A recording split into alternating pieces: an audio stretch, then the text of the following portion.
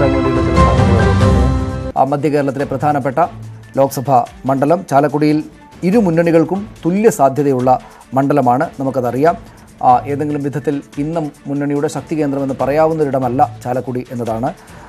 2014 ജയിച്ചത് ഇന്നസെൻ്റാണ്. Ezhava Christian vote നിർണായകമായിട്ടുള്ള മണ്ഡലമാണ് അവിടെ എന്നതും നമുക്കറിയാം. ചാലക്കുടി 2014 ലോക്സഭാ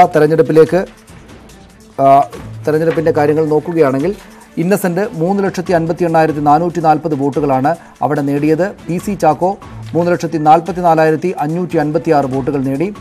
BJPയുടെ സ്ഥാനാർത്ഥി B ഗോപാലകൃഷ്ണനായിരുന്നു. അദ്ദേഹത്തിന് 92,848 വോട്ടുകളാണ് ഉണ്ടായിരുന്നത്. LDFിൻ്റെ ഭൂരിപക്ഷം, ഇന്നസെൻ്റിൻ്റെ ഭൂരിപക്ഷം 13,884 ആയിരുന്നു. 13,884 വോട്ടുകളുടെ ഭൂരിപക്ഷമാണ് LDFിന് ഉണ്ടായിരുന്നത്. 2016 നിയമസഭാ തെരഞ്ഞെടുപ്പിലേക്ക് പോയാൽ CPMന് 3 സീറ്റുകൾ CPMനായിരുന്നു, കോൺഗ്രസിന് 4 സീറ്റ് എന്നിങ്ങനെയാണ്, 4-3 അങ്ങനെയാണ് ഉണ്ടായിരുന്നത്. ഇരിങ്ങാലക്കുട, ചാലക്കുടി, കൊടുങ്ങല്ലൂർ, പെരുമ്പാവൂർ, അങ്കമാലി, ആലുവ, കുന്നത്തുനാട് എന്നീ മണ്ഡലങ്ങളിൽ 3 ഇരിങ്ങാലക്കുട, ചാലക്കുടി, കൊടുങ്ങല്ലൂർ എന്നിവ ഇടതുപക്ഷ ജനാധിപത്യ മുന്നണിയും മറ്റ് 4 സീറ്റുകൾ കോൺഗ്രസും നേടുകയാണുണ്ടായത്. ഈ നിയമസഭാ തെരഞ്ഞെടുപ്പിൽ LDFിൻ്റെ ഭൂരിപക്ഷം 14,362 ലോക്സഭാ തെരഞ്ഞെടുപ്പിനേക്കാൾ ചെറിയ വോട്ടിൻ്റെ വ്യത്യാസം, 1000-ഓളം വോട്ടിൻ്റെ വ്യത്യാസമാണ് ഉണ്ടായിട്ടുള്ളത്. ഘടകങ്ങൾ നമുക്ക് പ്രധാനമായും പരിശോധിക്കേണ്ടി വരിക നിലവിലെ MPയുടെ പ്രവർത്തനം തന്നെയാണ്. ഇന്നസെൻ്റ് അത്ര മികച്ചൊരു പാർലമെൻറ്റേറിയൻ എന്ന നിലക്കല്ല അവിടെ വിലയിരുത്തപ്പെടുന്നത് എന്ന് വേണം മനസ്സിലാക്കാൻ. നിലവിലെ MPയുടെ പ്രവർത്തനം, സ്ഥാനാർത്ഥികളുടെ ജനകീയത, വരാനിരിക്കുന്ന 2 ആളുകളുടെയും സ്വീകാര്യതയും ജനകീയതയും പ്രധാനപ്പെട്ട വിഷയമായിരിക്കും. ഈഴവ വോട്ടുകൾ ഏകീകരിക്കപ്പെടുമോ, ഏകീകരണം ഉണ്ടാവുകയാണെങ്കിൽ ആർക്കനുകൂലമായി എന്നത് വിഷയമാകും. കോൺഗ്രസിലെയും CPMലെയും ഉൾപാർട്ടി പ്രശ്നങ്ങൾ അവിടെ ഘടകമായിട്ടുണ്ടെന്ന് കാണുന്നു. പള്ളിത്തർക്കവും യാക്കോബായ നിലപാടും സ്വാധീന വിഷയങ്ങളാകുന്ന ഒരു മണ്ഡലമാണ് ഇത് എന്ന് കാണേണ്ടതുണ്ട്. കാർഷിക വ്യാവസായിക മേഖലകളിലെ പ്രശ്നങ്ങൾ ഇതോടൊപ്പം ചേർന്ന് വരും. പ്രളയം പോലുള്ളവ ചില ഘടകങ്ങളിൽ ചിലയിടങ്ങളിൽ വിഷയമായിട്ട് വരികയും ചെയ്യും. അവിടെ ഇത് ഏത് നിലക്ക് കാണണം രാജീവ്? ഇവിടെ ചാലക്കുടിയിലെ തെരഞ്ഞെടുപ്പ് പോരാട്ടത്തെ എങ്ങനെയായിരിക്കും? ഇന്നസെൻ്റ് എന്നത് അവിടുത്തെ ഒരു കൗതുകമുള്ള എലമെൻ്റാണ്, പക്ഷേ അത് അദ്ദേഹം തന്നെ തുടരുക എന്ന സാഹചര്യം ഉണ്ടാകുമോ? ഇന്നസെൻ്റ് തുടരുക എന്നുള്ളത് പാർട്ടിയെ സംബന്ധിച്ചിടത്തോളം ആണെങ്കിൽ, CPMനെ സംബന്ധിച്ചിടത്തോളം ആണെങ്കിൽ ഒരു കൺഫ്യൂസ്ഡ് ആണ് അവർ ആ കാര്യത്തിൽ. ഇന്നസെന്റിനെ തന്നെ മത്സരിപ്പിക്കണം. ഇന്നസെന്റ് വ്യക്തിപരമായിട്ട് അദ്ദേഹം മത്സരിക്കാൻ തയ്യാറാണ്. പ്രചാരണം ബോർഡുകൾ നേട്ടങ്ങൾ എഴുതി വെച്ചുകൊണ്ടുള്ള, ഞാൻ മത്സരിക്കാനില്ല അതിന് ഒരു ചെറിയ കുറിപ്പായിട്ട് പത്രത്തിൽ എഴുതിയാണ് അദ്ദേഹം. പക്ഷേ അത് പാർട്ടി ആണ്, പിന്നീട് പാർട്ടി പറയട്ടെ എന്ന് പറഞ്ഞ് ഒന്നുകൂടെ മയപ്പെടുത്തി പാർട്ടി പറഞ്ഞാൽ മത്സരിക്കും എന്ന നിലപാട് പിടിച്ചു. ഇപ്പോൾ ചാലക്കുടി മണ്ഡലത്തിൽ പോയി കഴിഞ്ഞാൽ ഇന്നസെന്റിന്റെ നേട്ടങ്ങളുടെ വലിയ ഫ്ലക്സുകളുണ്ടാവും. ഇന്നസെന്റ് ആഗ്രഹിക്കുന്നത് പക്ഷേ ശേഷമാണ്, അതായത് ഈ പ്രഖ്യാപിച്ചതിനും എഴുതിയതിനു ശേഷമാണ് അത് വന്നു തുടങ്ങിയത്. അതായത് ഇന്നസെന്റ് മനസ്സുകൊണ്ട് മത്സരിക്കാൻ ആഗ്രഹിക്കുന്നത് തന്നെയാണ് മണ്ഡലത്തിൽ പോയാൽ കാണാൻ കഴിയുന്നത്.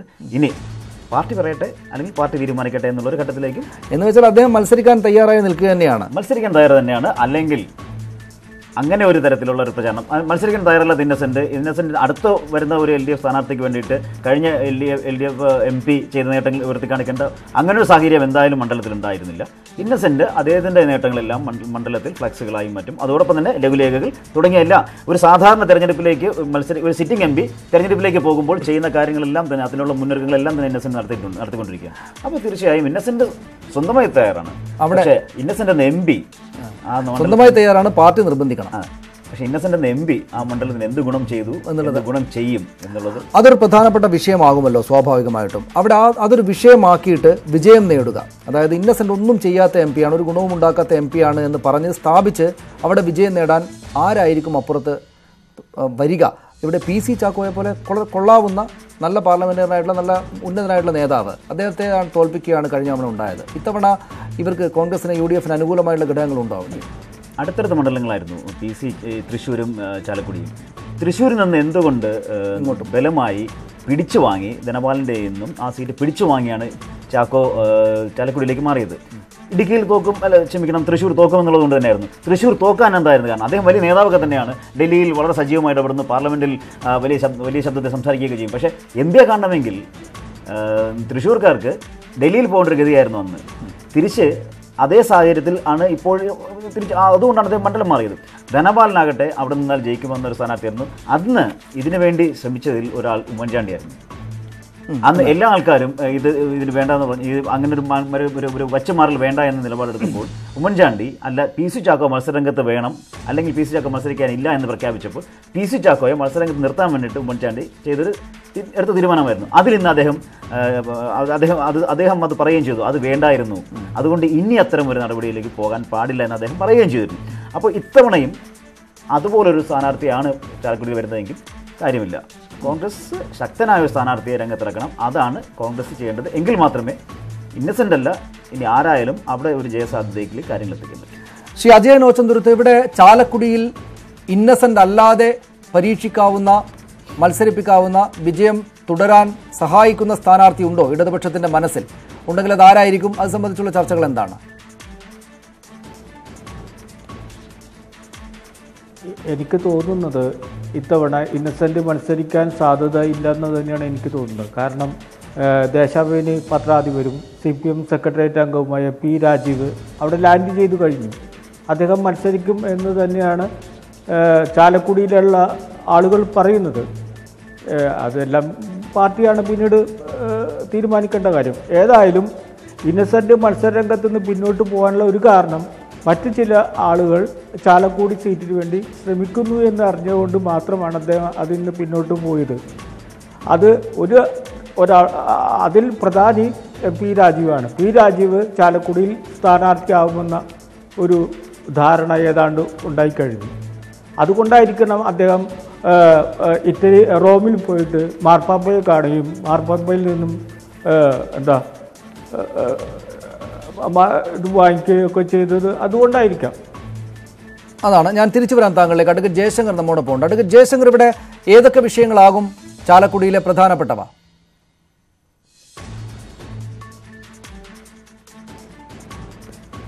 ചാലക്കുടിയെ സംബന്ധിച്ചിടത്തോളം പ്രധാനമായിട്ടുള്ളൊരു സംഭവം എന്ന് വെച്ചാൽ ഈ പ്രളയവും അതിനെ തുടർന്നുണ്ടായ പുനർനിർമ്മാണവും ആണ്.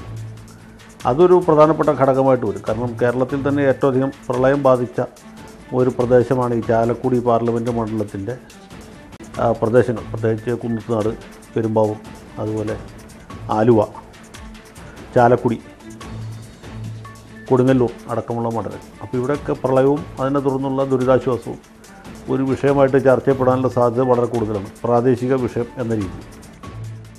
അഡ്വക്കേറ്റ് ജയശങ്കർ, ഇവിടെ ഇന്നസെൻ്റ് ഒരു മികച്ച MP ആയിരുന്നില്ല എന്ന കാര്യം ഒരു ആളുകൾ തള്ളിക്കളയാത്തൊരു അഭിപ്രായ പ്രകടനമാണ്. പക്ഷേ അദ്ദേഹത്തെ ഒഴിവാക്കണോ എന്ന കാര്യത്തിൽ കൺഫ്യൂഷനുണ്ട്. അദ്ദേഹത്തെ ഒന്നുകൂടെ മത്സരിപ്പിക്കണോ എന്ന കാര്യത്തിൽ പാർട്ടിക്ക് CPM-ന് കൺഫ്യൂഷനുണ്ട് എന്നാണ് കേൾക്കുന്നത്. ഇന്നസെൻ്റ് എന്ന MP-യെ എങ്ങനെയായിരിക്കും ആ മണ്ഡലം വിലയിരുത്തുക?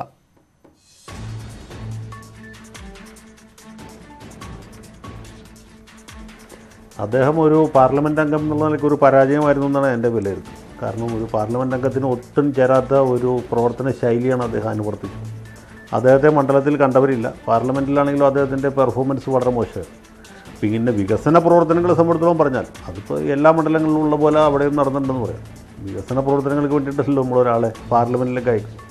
അദ്ദേഹം പാർലമെൻറ്റിനകത്ത് എന്തൊക്കെ ഇടപെടലുകൾ നടത്തി എന്നുള്ളതാണ് ഒരു പ്രധാനപ്പെട്ട വിഷയം. അതിൽ അദ്ദേഹം വലിയ പരാജയമായിരുന്നു. പിന്നെ അദ്ദേഹം മണ്ഡലത്തിൽ എന്ത് ചെയ്തെന്ന് വെച്ചാൽ അദ്ദേഹത്തെ മണ്ഡലത്തിൽ കണ്ടവരില്ല. അദ്ദേഹം 30 ദിവസം സിനിമയിൽ അഭിനയിക്കും. 31ാമത്തെ ദിവസം അദ്ദേഹത്തിന് സൗകര്യമുള്ള റൂട്ടിൽ പോയി പൊതു പ്രദർശനം നടത്തുകയുമാണ് ചെയ്തത്. അഡ്വക്കേറ്റ് ജയശങ്കർ, അദ്ദേഹം അങ്ങനെയാണെങ്കിൽ വീണ്ടും മത്സരിച്ചാൽ എന്താണ് ഉണ്ടാവുക?